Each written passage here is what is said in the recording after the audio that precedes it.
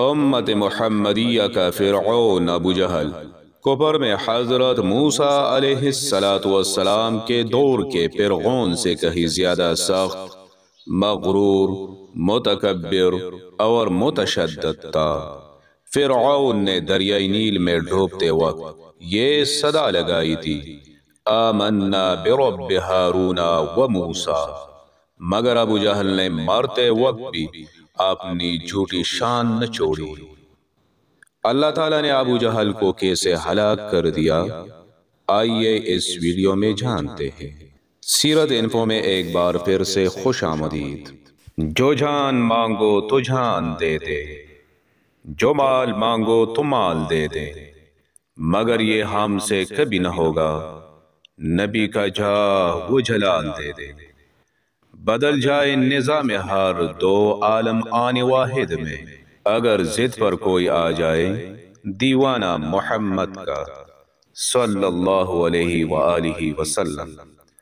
حضرت عبد الرحمن بن عوف رضی اللہ تعالی عنہ فرماتے ہیں کہ میں جنگ بدر کے دوران صف میں تھا، ذرا دم لینے کے لیے میں بیٹھ گیا، آپ نے دائیں بائیں دیکھا تو دو کم سن انصاری لڑکے نظر آئے۔ میرے دل میں خیال گزرا،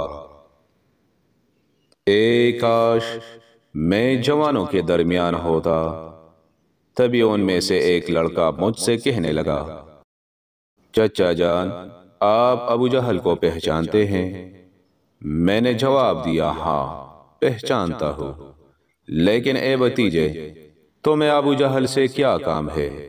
لڑکے نے جواب دیا، مجھے معلوم ہوا ہے کہ وہ رسول اللہ صلی اللہ علیہ وآلہ وسلم کو گالیاں دیتا ہے، قسم ہے اس ذات کی جس کے قبضہ میں میری جان ہے، اگر میں اس کو دیکھ لوں تو میرا جسم اس کے جسم سے اس وقت تک جدا نہیں ہوگا جب تک کہ ہم دونوں میں سے کسی ایک کو موت نہ آ جائے۔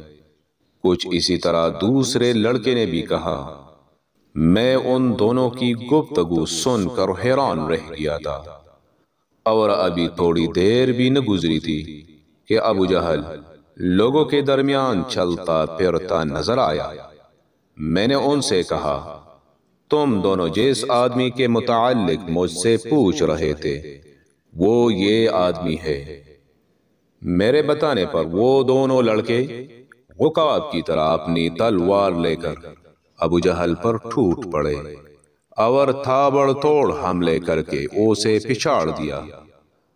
پھر وہ دونوں رسول اللہ صلی اللہ علیہ وآلہ وسلم کی خدمت میں حاضر ہوئے اور اس واقعہ کی آپ کو خبر دی۔ رسول اللہ صلی اللہ علیہ وآلہ وسلم نے ان سے دریافت فرمایا، تم دونوں میں سے ابو جہل کو کس نے قتل کیا ہے؟ دونوں لڑکوں میں سے ہر ایک نے کہا، میں نے ابو جہل کو قتل کیا ہے۔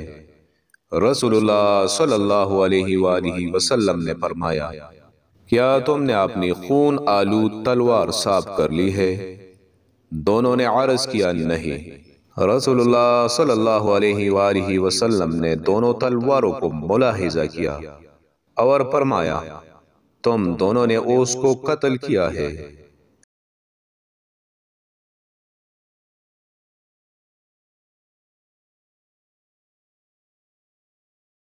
لیکن اس کے جسم کا سامان معاذ بن عمر بن جموح کو ملے گا۔ یہ دونوں لڑکے معاذ بن عفرہ اور معاذ بن عمر بن جموح ہی تھے۔ گرم ہوا بازار شجاعت، عزم و وفا کی جیت ہوئی، کفر کی ظلمت ہار گئی اور نور خدا کی جیت ہوئی۔ غرور و ناز مٹ جاتا ہے جا و مال والوں کا، خدا ساتھی ہوا کرتا ہے استقلال والوں کا۔ حضرت انس رضی اللہ تعالی عنہ سے روایت ہے کہ رسول اللہ صلی اللہ علیہ وآلہ وسلم نے بدر کے دن فرمایا، کون ہے جو ابو جہل کو دیکھ کر مجھے اس کا حال بتائے؟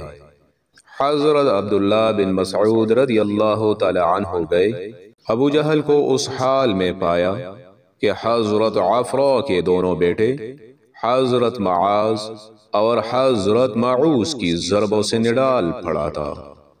ان دونوں لڑکوں نے ابو جہل کو اتنا زخمی کر دیا تھا کہ وہ سسکیاں لے رہا تھا۔ حضرت عبداللہ بن مسعود نے پوچھا، کیا تو ہی ابو جہل ہے؟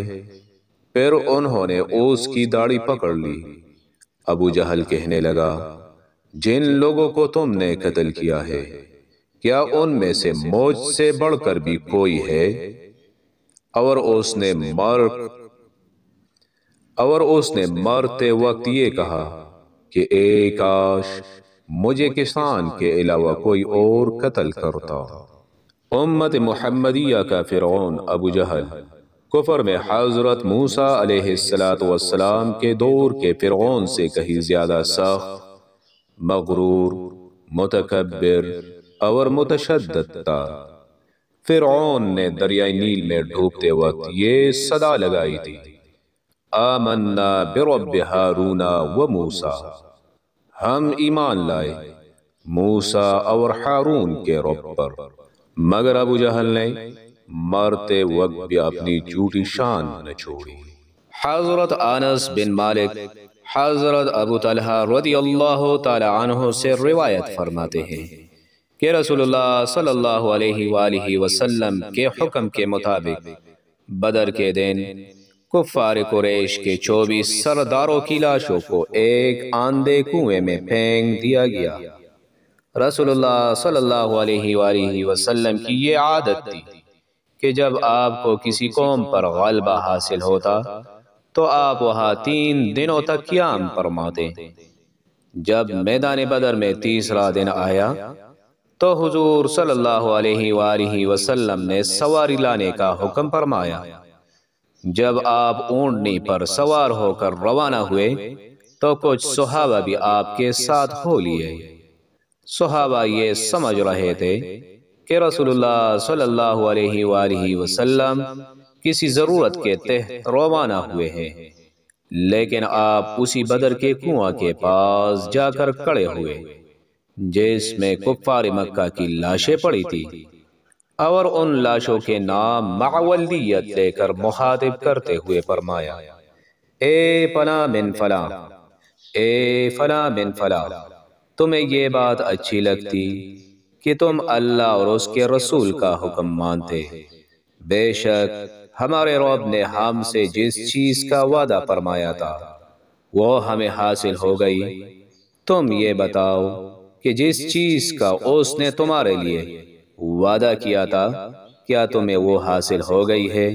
حضرت عمر رضی اللہ تعالی عنہ نے عرض کیا، یا رسول اللہ، آپ ایسے جسموں سے کلام فرما رہے ہیں جن کے اندر روح نہیں ہے۔